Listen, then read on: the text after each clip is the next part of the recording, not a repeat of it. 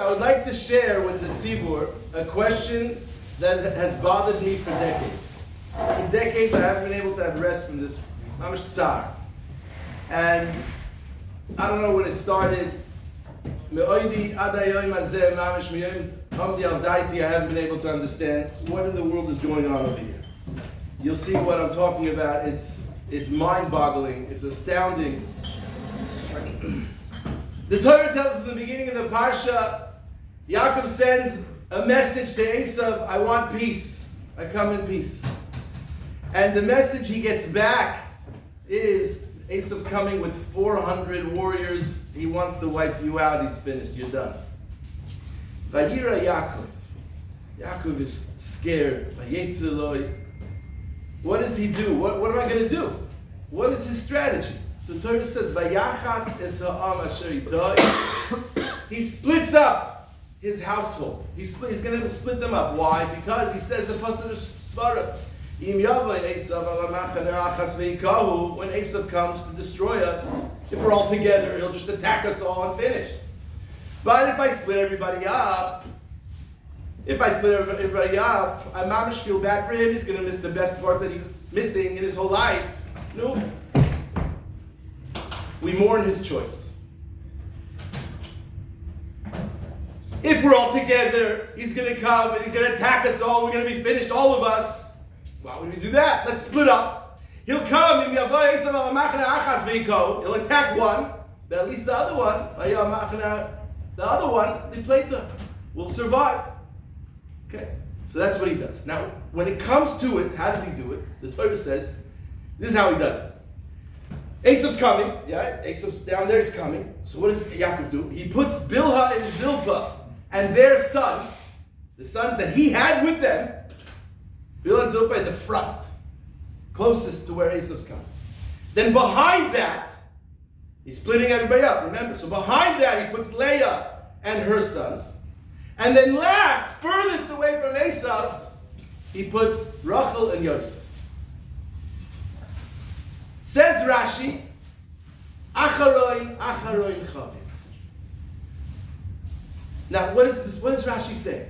It sounds like Rashi saying, the furthest away that you are from Esav, the more chaviv, the more beloved you are to Yaakov, the further away he's going to put you from Esav. This Rashi is Merafasigra. This is insane. First of all, the question should be obvious already, but before we just spell it out, I just want to say, when I was a kid growing up, and they used the term Acharon Chaviv, it was not what Rashi's saying. Okay. How was the term used when I was a kid? I want a turn to go on the roller coaster. I want a turn to play with the toy. I want ice cream.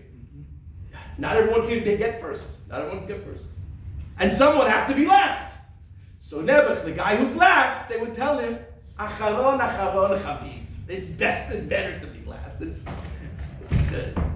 This is a scam, right? It's not true. And nobody ever bought it. I didn't buy it. Nobody bought it. But okay, someone's got to be last. So they make you feel better. You don't really feel better from it, but they try to make it.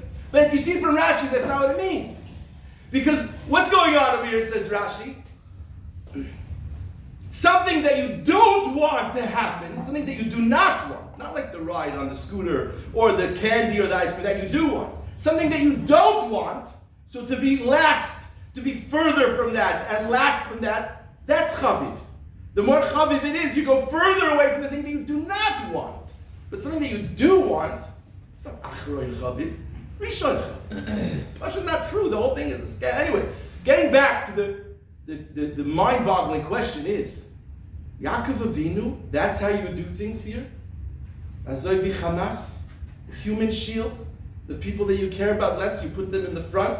Let them get attacked first. I don't love them that much anyway. People that I mamish care about, I'll put them. That's Yaakov Avinu. B'chir sheba'avos, that's how he operates. Human shield, you're putting them there because you care less about them, the people that you care more. These are all your wives, your children. Shiftei kav. This is what you do. It just doesn't make. Says Rashi, Achron Chaviv. The ones that you like more, you put them Achron. It's just. I'm sorry to say, I have no Havana in what's going on over there. How could this be? It can't be. It cannot be that that's what's going on here. But that's what it says. So what's the pshat? So, year after year, by Kriyas Torah and by Shnai Mikra, more tsar each time. Can't be, it doesn't make sense, but that's what it says. Don't know what to say. Yaakov Avinu can't be, but that's what it says. Each year, more tsar and more tsar accumulate. Till! Because Shmorg had mamash had rachamim, Torah's chesed, mamash had chesed, he sent me this, he sent me a word from Rabbi. Rabbi saves the day. Parshas with this is unbelievable. And Rabbi says that he also suffered from this question. Until he came up with the teretz, and he says, this teretz is mamash Torah's emes. And it is, and you'll see. Unbelievable. It says Rav Shach. Pshat is like this.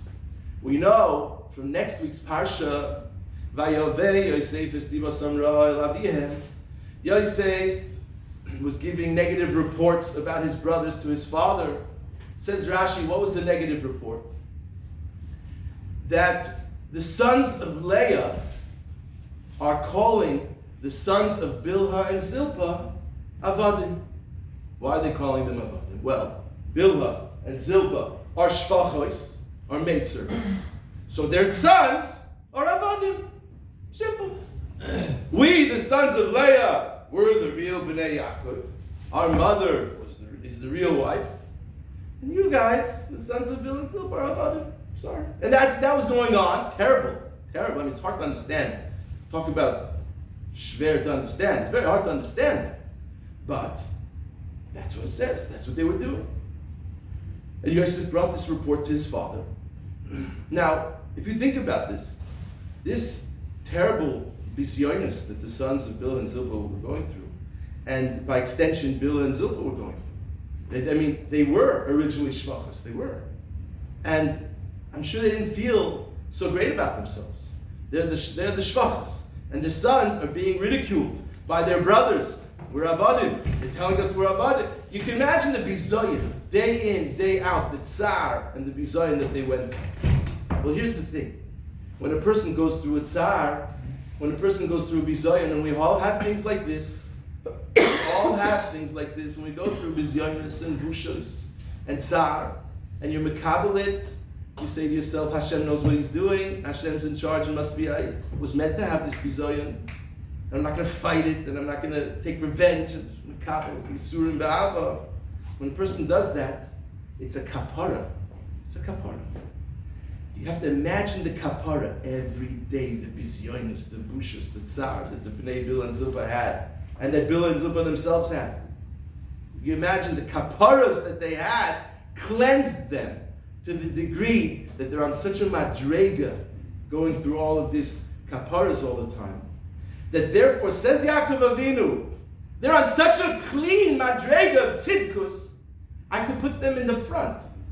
I could put them in the front because they deserve the protection, heavenly protection. They're on such a madrega that if anyone's going to be saved, it's going to be them. People, such bala yisurim, they're for sure going to be saved. Putting them in the front, I'm not putting them in harm's way. They're at the lowest risk of being harmed by Esav, and therefore I can put them in the front. So Bilhah, Zilpah, and their sons go in the front. Then, next, Vayar Hashem kisnu aleya. Not as bad as Bilhah and Zilpah, she wasn't a shivcha. But first, she's a second-class citizen, right? She's not the favorite wife, she's the second best. Now, second place is not bad, unless it's second wife, right? No wife wants to be the second best. Every wife needs to be told, go home tonight, tell your wife, you're the best. If you say you're the second best, you're done, right? Well, I didn't mean another woman, I meant because my mother, right? You're finished. So, everyone, second best. Vayar Hashem kisnu aleya. That's terrible tsar Leah went through. Terrible tsar. Each time she has another son, she's another name. Maybe this time my husband will like me. Maybe now he'll love me. Can you imagine what it was like to be Leah? Horrible. So therefore, she's not as bad as Bilhah and Zilpah, but it's pretty bad. Therefore, she's also cleansed by kaparas all the time. By the Yisurim, by the Tsar. And therefore, she has also not such a big risk of being hurt by Esav, because in the end of the day, such balas Yisurim, she's cleansed so much, she's very safe I'll put her not as far forward as Bill and Zilpah and their sons, but I'll put her next with her sons.